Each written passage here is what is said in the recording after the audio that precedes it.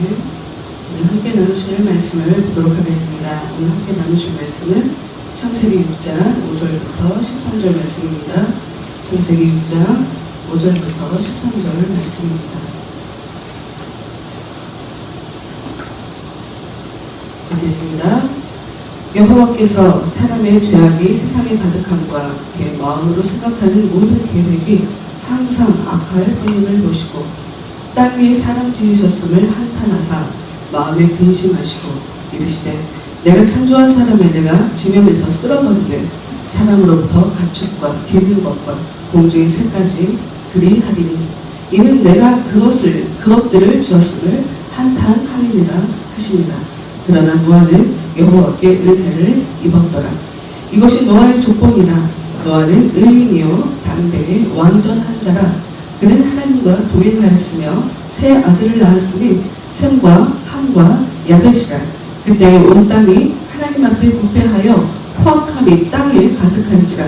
하나님이 보신즉 땅이 부패하였으니 이는 땅에서 모든 혈육 있는 자의 행위가 부패함이었더라. 하나님이 노아에게 이르시되 모든 혈육 있는 자의 포악함이 땅에 가득함으로 그 끝날이 내 앞에 이르렀으니 내가 그들을 땅과 함께 멸하리라. 아멘. 다시 예배를 위해서 기도하겠습니다. 하나님 감사합니다. 하나님 예배할 수 있는 복된 날 저희들에게 허락하여 주셔서 생명으로 나아갈 수 있는 또 한 번의 길을 저희들에게 허락하여 주셔서 참으로 감사합니다.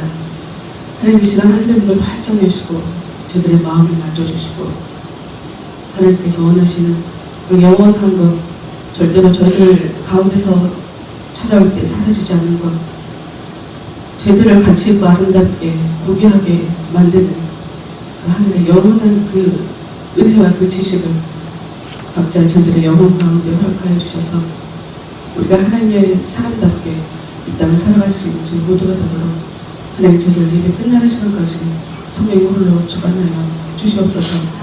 저희들의 미련한 생각을 붙잡아 주시고 저희들의 믿음 없는 저희들의 마음을 붙잡아 주시고 의심할 수밖에 없는 저희들의 연약함을 하나님 잘 아시오니 하나님 각양각색 사람들에게 합당한 그런 일을 하나님께서 해주셔서 살아계신 그 하나님을 온전히 마음이 품고 돌아갈 수 있는 저희 모두가 되도록 온전히 하나님만 바라오니 하나님 저희들의 예배를 받아 주시옵소서. 예수님의 이름으로 기도합니다. 아멘.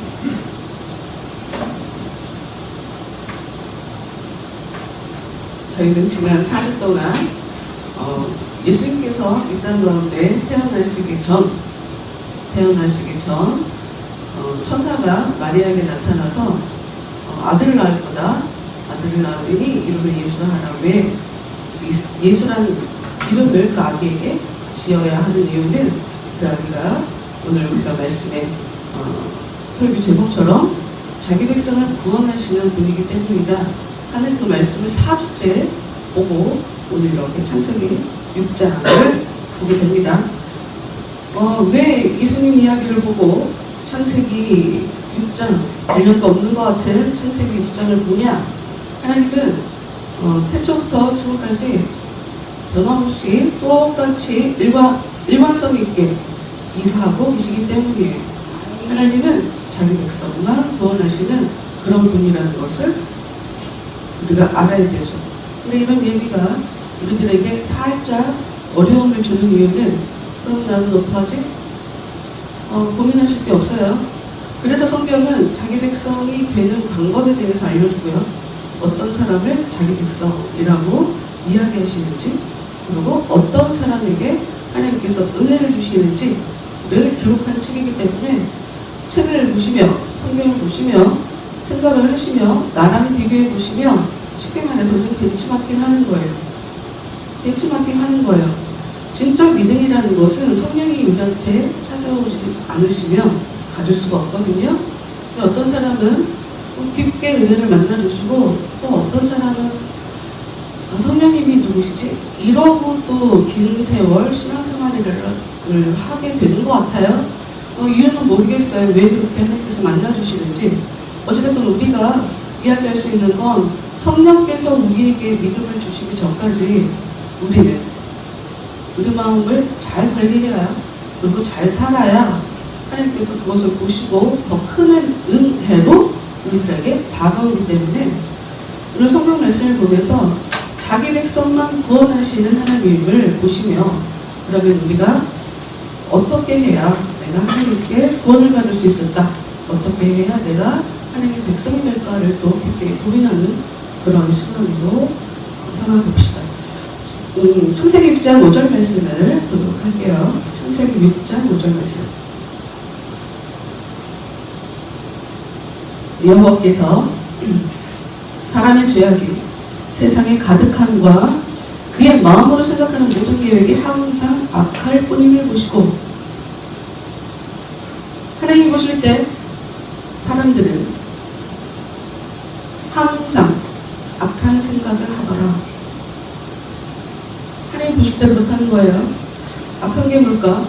여러분, 악한 게 뭘까요? 나쁜 짓을 하는 게 악한 거죠. 여러분, 30년 만에 그 화성 연쇄 살인 사건의 범인이 드러난 걸로 DNA 결과가 일치한다고 하니 자기가 아무리 부인을 해도 그 사람이 지은 죄가 맞는 거죠. 여러분, 그 사람이 30년 동안 자기가 화성 연쇄 살인 사건의 범인이라고 티를 내며 살지 않았을 거예요. 그 사람은 처제를 죽인 일로 감옥에 들어가서 감옥 생활을 잘했어요. 그래서 모범수로 인정받아서 환경이 좋은 모범수들만 모이는 그런 교도소에 지금 가 있는 상황이었었어요. 그 사람이 그럼 죄를 안 졌나? 자기가 지은 죄를 사람들이 모르니까 그 사람이 죄인이 아닌가? 단지 걸린 게 처제 한 사람이니까 그 사람에게 처제 한 사람에 대한 죄만 물을 수 있나? 여러분, 우리의 죄는 때가 되면 드러나게 돼 있어요. 여러분, 왜 사람들이 죽을 때 죽고 싶지 않아 할까요? 본능적으로 느끼지 않을까요? 본능적으로. 왜 죽는 걸 싫어할까요? 죽음이 무엇이라는 걸 알고 죽음 이후에 어떤 세계가 펼쳐진다는 것을 자기가 안다면 죽음이 그닥 두렵지 않을 거예요. 그런데 왜 죽음을 두려워하는 걸까요? 본능적으로 알죠. 내가 어떻게 살았는지를 내가 알고 내 무의식이 나란 말이에요. 여러분, 우리가 의식하는 것보다 우리가 의식하지 못하는 것이 우리 나를 이루는 90%의 나라는 존재인데, 이 무의식이 안단 말이에요. 내가 어떻게 살았는지, 내 안에 은혜가 있는지는 내 무의식이 더 잘 알아요. 그리고 무의식적으로 죽음에 대한 그런 공포를 가지고 우리는 살아갈 수밖에 없어요. 여러분, 그 공포 보이지 않지만 실제 하는 거예요. 내 죄 실제 하는 거예요. 여러분, 제가 주님, 그러니까 모태신앙이에요. 제가 50년 동안 전 교회를 다닌 거죠. 그런데 제가 주님을 20살에 만나고 나서 그 전과 후는 제 삶이 너무 달라졌어요. 근데 그 하나 차이는 무엇이냐? 주님이 내 안에, 아니, 주님이 저에게 찾아오셨다는 거예요. 그 사실을 경험하고 나니 분명히 똑같은 삶을 살아가고 있어요. 어제와 오늘과 별반 다르지 않단 말이에요, 삶이. 그런데 다른 세계를 살아가더라고요. 전에는 주님이 내 안에 찾아오시고 성령께서 내 안에 찾아오시고 정말 예수님이 살아계셔, 이거를 제대로 경험하기 전까지는 뭐가 내가 짓는 생각이나 마음에 흘러가는 이 감정들이 무엇이 죄인지를 알 수가 없었어요. 그런데 그분을 만나고 나니 그거가 죄였어? 그것도 죄였어? 나는 못 믿는 게 그냥 안 믿어지니까 라고 생각을 했는데, 못 믿는 것도 죄였어? 안 믿는 것도 죄였어? 그것도 다 회개거리였어? 하고 나중에 깨닫게 됐어요.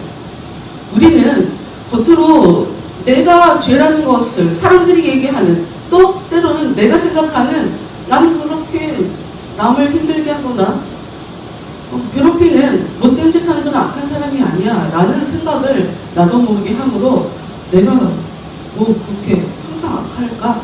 라고 생각하겠지만 하나님의 관점은 여러분이 생각하는 것보다 훨씬 그 이상으로 여러분의 내면을 속속들이 다 보고 계시다는 거예요. 결정적으로 가장 중요한 한 가지, 하나님이 생각하시는 것, 하나님은 무엇을 악하다 하시냐? 사람 혼자 결정하는 걸 악하다고 하세요. 네, 성경은 그래요. 사람 혼자 결정하는 걸 악하다고 해요. 왜? 사람은 뭐가 좋은 건지 그 실체를 잘 알지 못해요. 여러분, 뭐가 좋은 거예요? 여러분의 삶 속에 대체 뭐가 좋은 일이에요? 웃으면 좋은 건가요? 저는 교회 안에서 웃으면서 굉장히 불쌍하게 살아가는 사람들 많이 보거든요.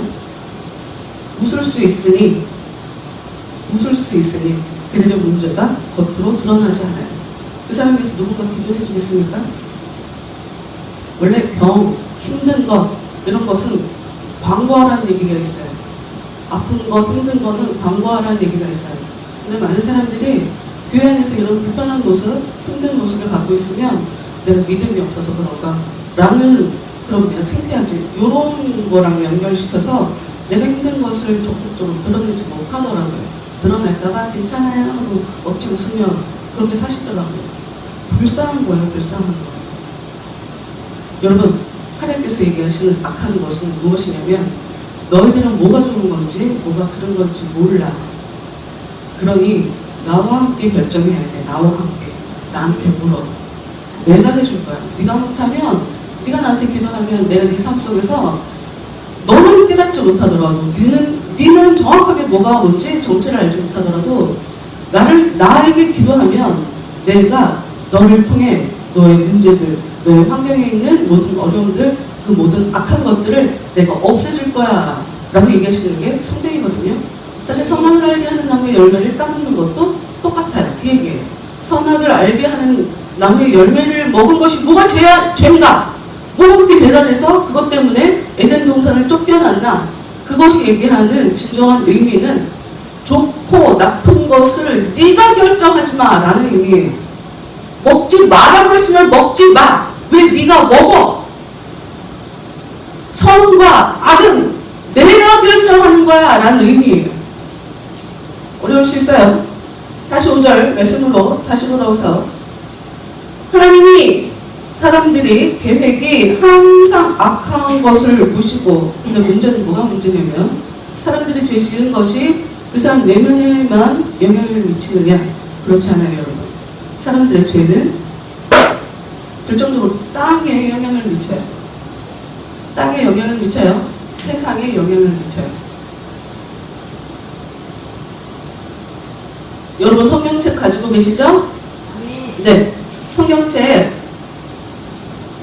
우리 좀 앞으로 가서 창세기 3장을 잠깐 볼게요. 창세기 3장은 아까도 말씀드렸던 아담이 죄를 지었을 때, 하와가 죄를 지었을 때의 그런 장면이거든요. 14절 말씀을 볼게요. 창세기 3장 14절. 사람이 죄를 지은 것이 어떤 영향을 가져오는지를 볼게요. 여호와 하나님이 뱀에게 이르시되 내가 이렇게 하였으니 내가 모든 가축과 들의 모든 짐승보다 더욱 저주를 받아 배로 다니고 살아있는 동안 흙을 먹을지니라. 뱀이 저주를 받아서 어떤 일을 벌이냐? 흙을 먹게 된대요. 여기서 암시하는 게 있어요. 사람을 흙으로 만들어요. 사람은 흙으로 만든 존재예요. 그래서 마귀는 사람을 삼키는 존재가 되었어요. 네. 그래서 그 결과 어떤 일이 일어나냐? 17절. 3장 17절. 아담에게 이르시되 내가 내 아내의 말을 듣고 내가 내게 먹지 말라 한 나무의 열매를 먹었은즉 땅은 너로 말미암아 저주를 받고. 아담이 아내의 말을 들었어요. 그래서 죄를 지었죠. 그런데 땅이 너로 말미암아 저주를 받았어요. 죄를 지은 아담 때문에 땅이 저주를 받아요. 왜? 아담은 땅, 흙으로 만든 존재이기 때문이에요. 그리고 흙을 밟고 다니는 존재이기 때문이에요. 그래서 저주를 받아서 어떤 일이 벌어지냐? 너는 내 평생에 수고하여야 그 소산을 먹으리라 라고 써있어요.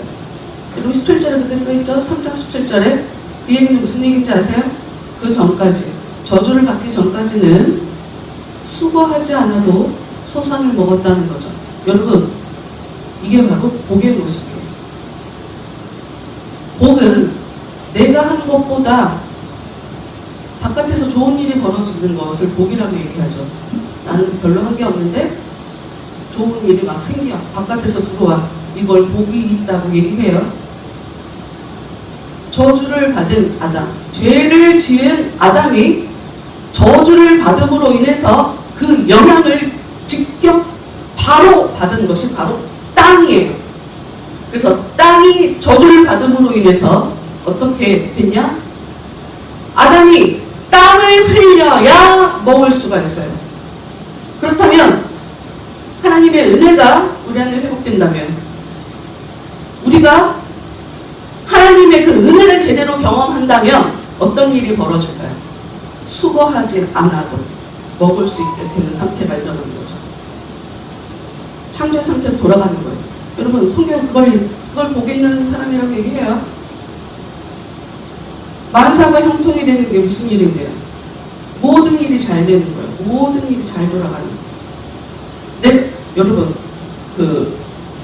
요즘 영화 중에 양자 물리학? 알아요? 어떻게 알지?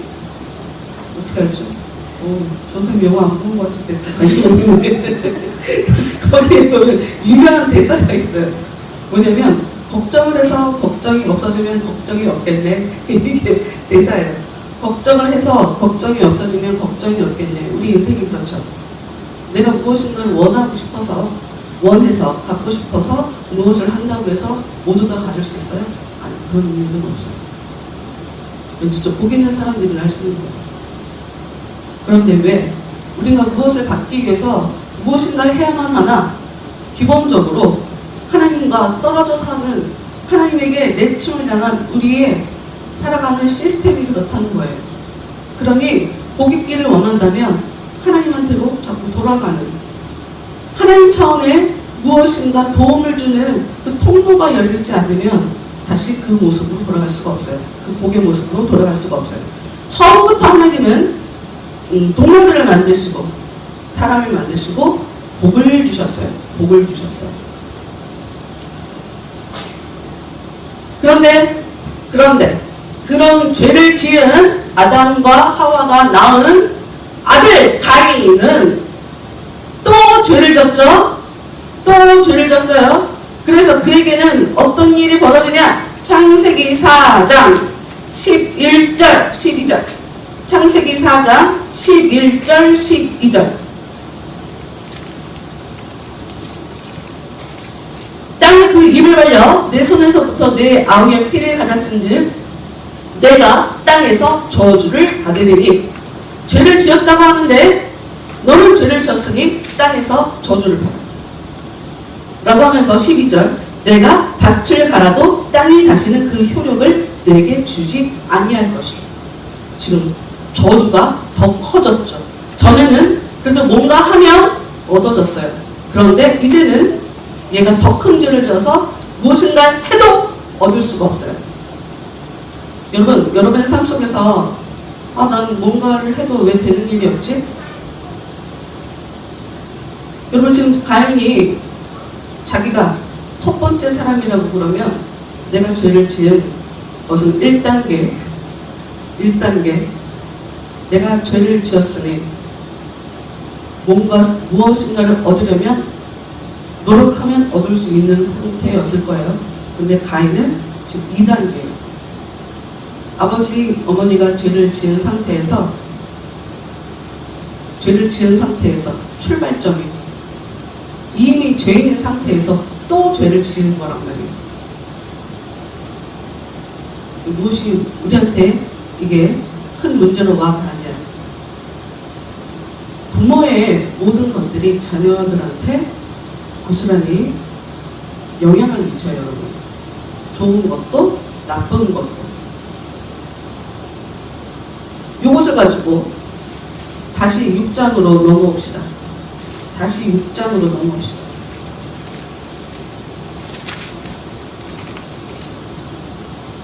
부모의 모든 것이 자녀에게 영향을 미친다. 이것을 기억하시고 봅시다. 6장 6절 말씀을 볼게요. 창세기 6장 6절 말씀. 땅 위에 사람 지으셨음을 한탄하사 마음에 근심하시고. 하나님은 사람들을 보며 사람들 때문에 땅이, 세상이 죄악으로 가득 차지는 그 모습을 보시고 사람을 지으셨음에 대해서 후회하시는 거죠, 쉽게 말해서. 근데 우리가 생각하는 단순한 내가 그걸 왜 만들었을까 하는 그런 후회가 아니에요. 여기서 얘기하는 한탄은 이제까지 취했던 내 태도를 바꾼다라는 의미예요. 이제까지 취해왔던 내 태도를 바꾼다는 의미예요. 이 한탄한다는 말이 두 가지 의미로 사용돼요. 한탄한다는 말과 안위한다는 말이에요. 안위한다는 말을 왜 지금 여기서 기억을 해야 되냐? 노아를, 아버지가 아들 노아를 낳을 때 노아에게 이름에 이 의미를 부여했어요. 하나님이 우리를 이 아들이 안위하리라 하고 아버지가 아들에게 준 이 이름과 하나님이 한탄하셨다라고 하는 이 단어가 똑같은 단어예요. 똑같은 단어. 이게 무슨 의미냐? 여러분, 안위, 위로. 왜 노아의 아버지가 아들을 낳고 이 아들을 통해 하나님이 일하실 거다를 생각했냐면 기본적으로 아버지가 믿음이 있었겠죠. 믿음이 있었겠죠. 이 아들을 통해서 하나님이 일하실 거다. 안위할 거다. 그런데 그 당시가 어떤 상황이었냐면 하나님이 땅을 저주하셔서 수고롭게 일하고 있는 상황이었어요. 자기들이. 수고롭게 일하고 있는 상황이었어요. 그런데 하나님이 이 아들을 통해 우리를 위로해 주실 거다. 이 말씀이 우리한테 주는 진정한 의미는 우리는 어떻게 하나님의 위로를 받을 수 있냐? 하나님이 나를 향한 뜻을 돌이켜야 돼.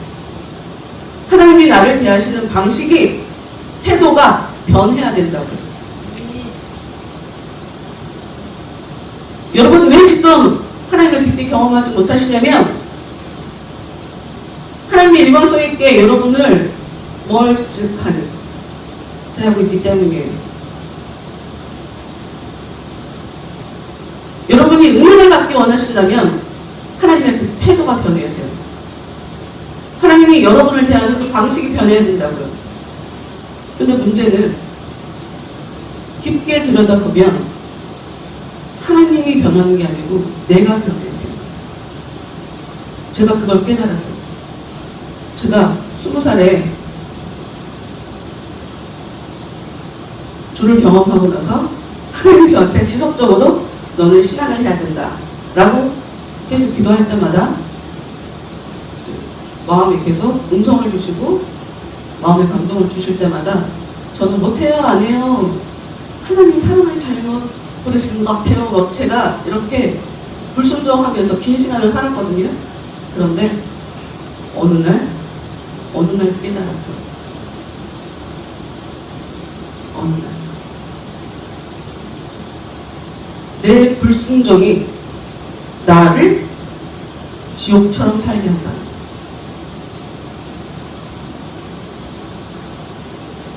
제가 불순종으로 하나님 안 해요, 저한테 자꾸 이러지 마세요 라고 하면서 어느 날 좀 제가 화가 났었나 봐요.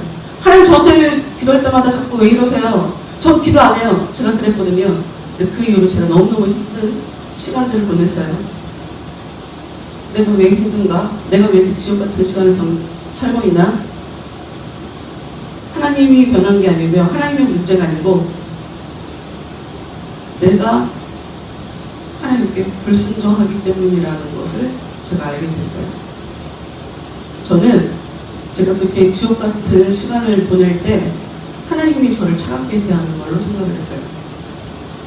물론 하나님이 나를 만나주지 않고 나에게 찾아와 주지 않고 나를 더 이상 사랑해 주지 않고 이 충격 때문에 더 힘들어했는데 정신을 차리고 보니 내가 하나님을 떠난 게 아니고 하나님이 멀리 계신 게 아니고 내가 하나님께 등을 돌리고 있다는 걸 제가 알게 됐어요. 제가 등만 돌리면 되는 거였는데 제가 하나님을 등지고 있어서 하나님이 날 사랑해 주지 않아. 나는 차가운 지하실 이 어두운 빛도 들어오지 않는 이 어두운 이곳에 던져졌어 라고 하면서 제가 1년 반을 너무너무 힘들게 지냈었거든요. 태도의 변화. 하나님이 한탄하사 하나님이 한탄하셔서 어떠한 일을 하셨냐? 사람을 지면에 다 쓸어버리겠다. 지면에 있는 사람들을 다 쓸어버리겠다 라고 하면서 그때 어떤 사람을 선택하냐? 노아를 선택해요. 모든 사람들이 다 죽어나가는 상황에 단 한 사람 구원받는 사람이 있었어요. 그게 바로 노아죠. 노아. 8절 말씀 볼게요. 그러나 노아는 여호와께 은혜를 입었더라. 그러면 우리는 나는 노아와 같은 아버지가 없으니 은혜를 받을 수가 없다는 건가? 그런 얘기를 하고 싶은 게 아니에요. 은혜를 어떻게 받는지에 대해서는 정치판에서도 좌파 우파가 있는 것처럼 기독교 신학에도 좌파 우파라고 하면 좀 웃기지만 철저히 대립적으로 성경을 해석하는 양 진영이 있어요. 한쪽은 하나님이 모든 것을 다 하신다. 우리가 할 수 있는 건 아무것도 없다 라고 얘기하고요. 한쪽은 우리가 열심히 해야 된다 라는 걸 얘기해요.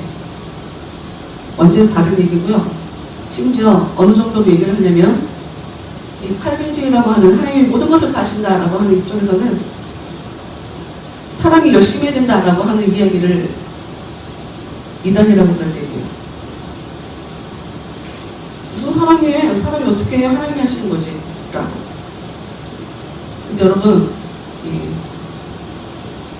우리가 이 신학은 원래 글자라는 것은 글자만 이해해서는 그 의미를 알 수가 없어요.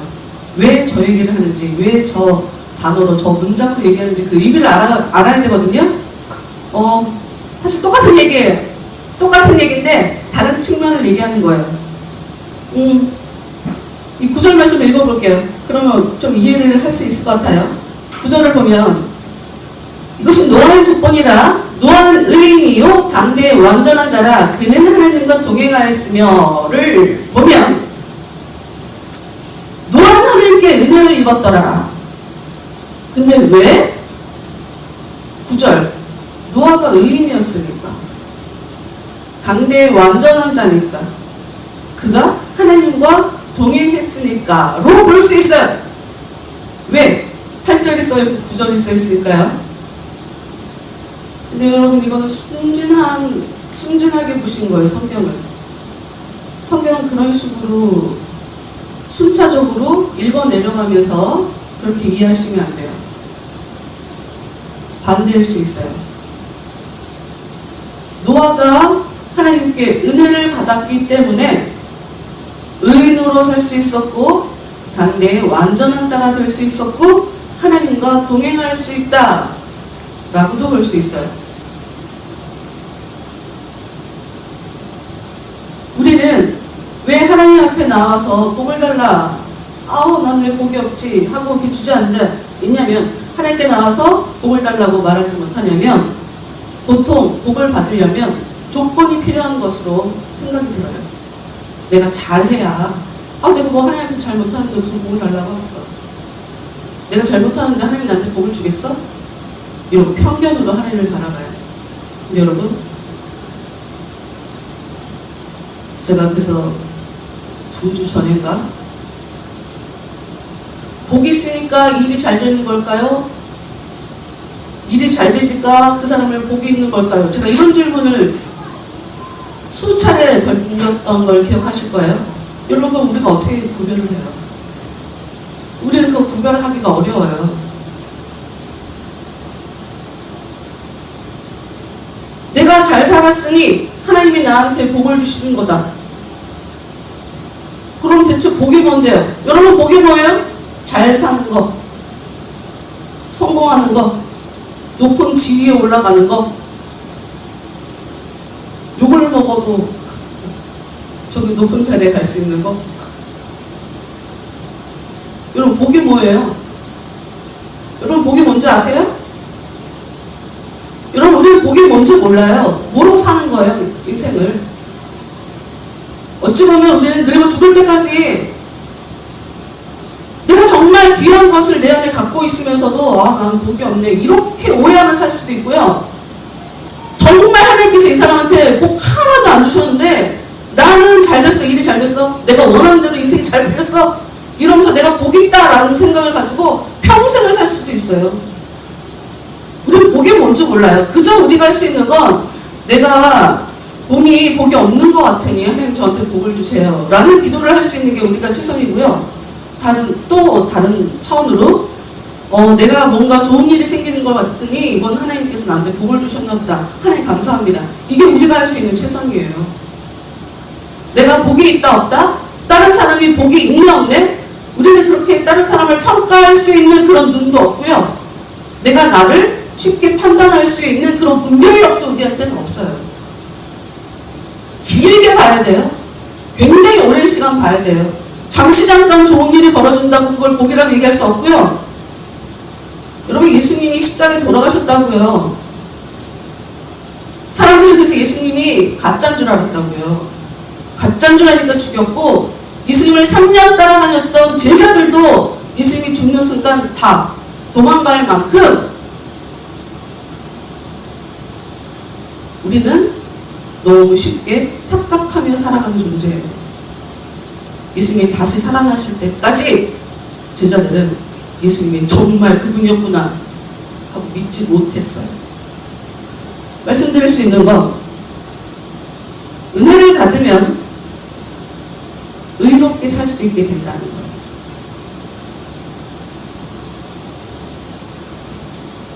그건 정확해요. 여러분, 못된 사람은, 못되게 사는 사람은 그 존재 자체가 좋은 사람이라고 우리가 인정해 줄 수가 없어요. 거짓으로 살아가는 사람, 가식적으로 살아가는 사람, 위선적으로 살아가는 사람을 우리가 좋은 사람이라고 말할 수가 없어요. 성경이 우리한테 가르쳐주는 건, 은혜가 오면 더 이상 가식적으로 살지 않는다. 은혜가 오면 의롭게 살게 된다. 또 하나, 여러분, 하나님은 어떤 분이시냐면, 우리가 완전한 자가 아닌데 완전한 자다라고 하는 것처럼 연출을 해주세요. 여러분, 이 터서 먼지 안 나는 사람 없다는 얘기 우리 쉽게들 해요. 근데 어떤 사람들 보면 평온하고 잘 사는 것처럼 보이죠. 어떻게 날마다 기쁘고 행복하게 평온하게 잘 사는 사람이 있겠어요? 그런 인생은 없죠. 그런데 그냥 그렇게 보여지는 것 뿐이에요. 왜? 하나님이 그냥 그렇게 만들어 주시더라고요. 나는 잘난 사람이 아닌데 잘난 사람처럼 보이도록 하나님이 그렇게 상황을 몰아가시고 만들어 주시고 연출해 주시고 하는 그런 하나님이거든요. 여론을 조성해 주시고. 성경을 통해서 우리가 알 수 있는 건, 정확하게 알 수 있는 건, 내가 의인이기 때문에, 노아는 의인이기 때문에 하나님께 은혜를 받았더라 라는 눈으로 쳐다보지 마시라고요. 은혜를 주신다는 건 하나님이 의인으로 만들어가겠다는 뜻이고요. 이제까지 잘 해왔다는 뜻이긴 해요. 우리는 내 출발이 아까 말씀드렸던 아담처럼 출발인지, 이미 죄를 지어서 아담한테서 죄를 한 번 짓고 그 가인, 그 두 번째 아들, 그래서 죄인인 상태에서 더 저주를 받는 상태로 떨어지는 가인의 상태에서 출발하는 사람인지 내 주소는 대체 어딜까? 나는 내 안에 대체 어느 정도의 죄를 가지고 나는 살아가고 있을까? 내 영혼은 대체 얼마만큼의 죄가 내 안에 있을까? 몰라요, 우리는. 나는 대체 내 삶 가운데 얼마만큼의 저주가 펼쳐질까? 몰라요. 우리한테 중요한 건 내가 어떻게 하느냐에 따라 그 방향을 지금 바꿀 수 있다는 거예요. 그것만 말씀드릴 수 있어요. 어디였든 상관없어요. 어디였든 상관없어요. 하나님이 나한테 은혜를 주신다. 이전까지 내가 어떻게 살았는지는 모르겠지만 하나님이 그거 다 취소해버렸다는 거예요. 내가 이제 너한테 태도를 바꿀게. 내가 너한테 태도를 바꿔줄게. 내가 이제 너를 살려줄게.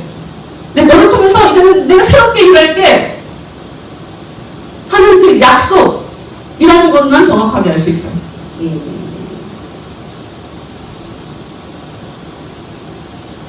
6장 18절 말씀 봅시다. 6장 18절 22절 말씀 읽고 18절 22절 말씀 읽고 말씀 마칠게요. 그러나 너와는 내가 내 언약을 세우리니 너는 내 아들들과 내 아내와 내 며느리들과 함께 그 방주로 들어가고 사람들의 죄 때문에 이 땅이 죄로 가득 찼어요. 그때 다 죽여버리겠다 라고 하시면서 그런데 내가 너하고는 언약을 세울게. 너도 살고 네 아들들 내 아내와 내 며느리들 함께 살려줄게. 노아가 잘했는데 노아한테 은혜가 있었는데 노아만 살려준 게 아니라 그의 가족들을 살려줬죠. 그런데 여기서 중요한 건 언약이에요. 언약.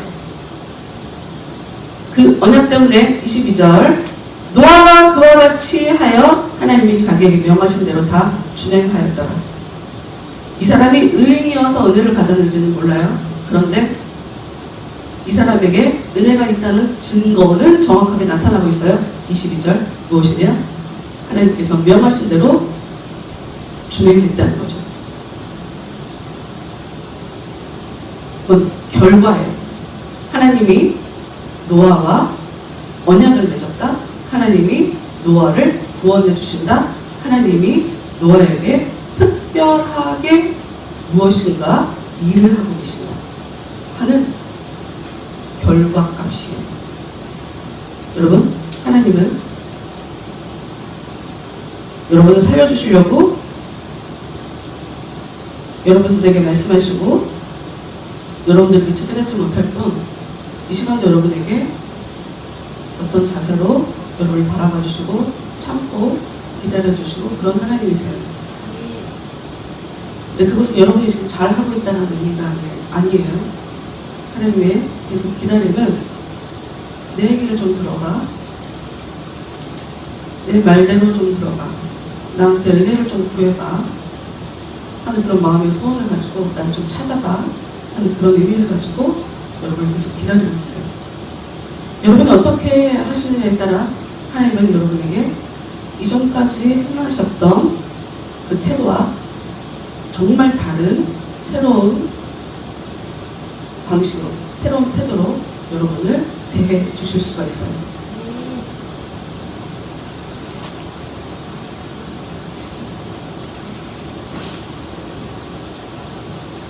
황금률이란 얘기가 있죠. 그러니까 가는 말이 고와야 오는 말이 곱다라는 그 속담이 성경에 있어요. 가는 말이 고와야 오는 말이 곱다. 무엇이냐면 너가 무엇인가를 원한다면 남에게 무엇인가를 원한다면 네가 먼저 그렇게 해야 돼. 이 얘기는 무슨 얘기냐?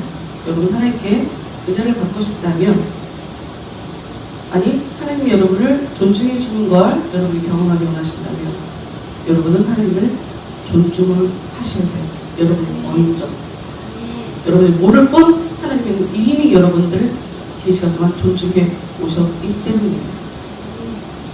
내가 몰라도. 그래서 우리가 이 시간에 같이 찬양하면서 기도할 수 있는 것, 하나님, 제가 뭐가 죄인지 저보다 하나님이 더 잘 아시겠죠. 그러나 제가 저를 볼 때 전 제가 잘하는 게 없는 것 같고요. 하나님이 나한테 저에게 마음을 주셔야 저는 선한 사람이 될 수 있을 것 같습니다. 하나님 저한테 선한 마음을 주시고 제가 새로운 사람이 되게 해주세요. 제가 하나님의 은혜를 더 겪고 더 복된 사람이 되고 싶습니다. 하나님 저에게 찾아와 주세요. 이렇게 우리가 찬양을 하며 하나님께 고백하는 것을 해야 되겠죠? 주님 마음 내게 주셔서 우리 찬양하며, 찬양 모르시는 분들 있어요? 모르시면 그냥 가사 따라오시면 돼요. 네, 합시다. 찬양.